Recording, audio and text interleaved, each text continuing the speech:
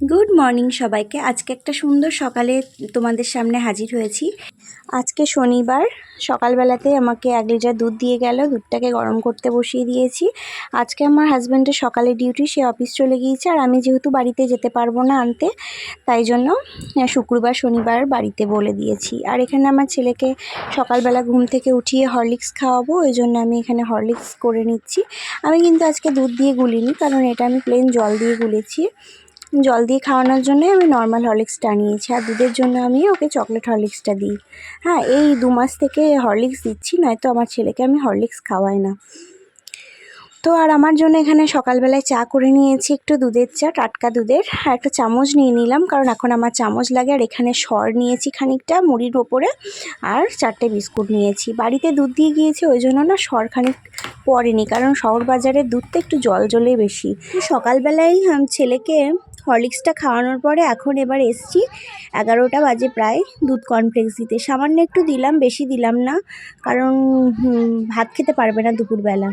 তো এই জন্য আমার ছেলে ড্রয়িং করছে, আর গরম আছে খুব, যতই ওয়েদার ঠান্ডা ঠান্ডা হোক না কেন, গরমের দিন। আর এখানে আমি ভাত বসিয়ে দিলাম, আমার ছেলেকে ওটা খাইয়ে চলে এসেছি। এবার আমি সবজি কাটতে বসবো। তো আজকে হঠাৎ করে খবর এলো যে আমার বর বাড়িতে খাবে না, ওর ডবল ডিউটি পড়ে গিয়েছে, ওই জন্য আমার ছেলের আর আমার মতোই রান্না করব। তো আজকে আমি ভাবছি ঝিঙে আলু পোস্ত করব, যেহেতু শনিবারে আমরা একটু নিরামিষ খাই। তো নিরামিষের মধ্যে শনিবারে আমাদের হয় পনিরের তরকারি হয়, নয়তো পোস্ত হয়। এই দুটো সবজি আমাদের মাস্ট হয়। আর সবজি কাটা কমপ্লিট। এবার আমার ছেলে বলছে, মা একটা ফ্রুটস খাবো, যেহেতু ম্যাঙ্গো ছিল, তাই ম্যাঙ্গো থাকলে পরে ও অন্য কোনো ফল খেতে চায় না। তো এই জন্য আমি ওকে একটা আমকে কেটে দিচ্ছি। তো এই যে আমার সামনে ওকে বললাম আটিটা খেয়ে নাও, কারণ আমার ছেলেকে আটি খাওয়াতে আমার খুবই ভয় লাগে, যদি গলায় লেগে যায়। তো সবসময় ওর সেফটি পারপাসটা ভাবি। আর এই দেখো, এখানে আমি খাটটা গুছিয়ে নিয়েছি, যেটা তোমাদেরকে এখন দেখাচ্ছি এই রুমটাতে এলাম বলে। আমার বর বাড়িতে থাকলেই আমার ছেলে একটু বেশি জ্বালাতন করে, কিন্তু আমার বর যখন অফিসে থাকে তখন কিন্তু আমার ছেলে একদম জ্বালায় না, খুব সুন্দর কথা শোনে। আর এইটা হচ্ছে ছোটো রুমটাতে সবসময় বই খাতা পড়েই থাকে, কারণ আমার ছেলে এখানে থাকে আর সবসময় ঘরে এরকমই থাকে।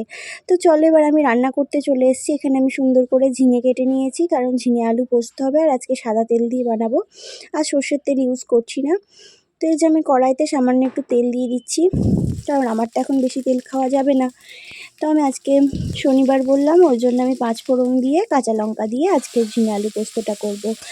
আর যদি আমি অন্য কোনো বারে পোস্ত করি, তাহলে কিন্তু আমি পেঁয়াজ দিয়ে বানাই। আমার পেঁয়াজ দিয়ে পোস্তটা বানালেও খুব ভালো লাগে।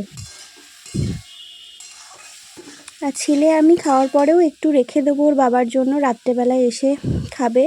তো প্রায় আজকে ওর বাবার বাড়ি আসতে 10:30 বেজে যাবে, কারণ ডবল ডিউটি করবে, তো ওই জন্য। তো এখন প্রায় 12:30 1টা বাজে। আমি এখন একটা শসা কেটে নিয়েছি।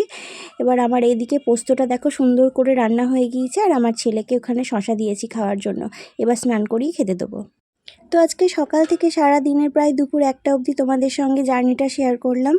তো ভিডিওটা এখানে এন্ড করছি। ভালো লাগলে লাইক, কমেন্ট আর শেয়ার আর সাবস্ক্রাইব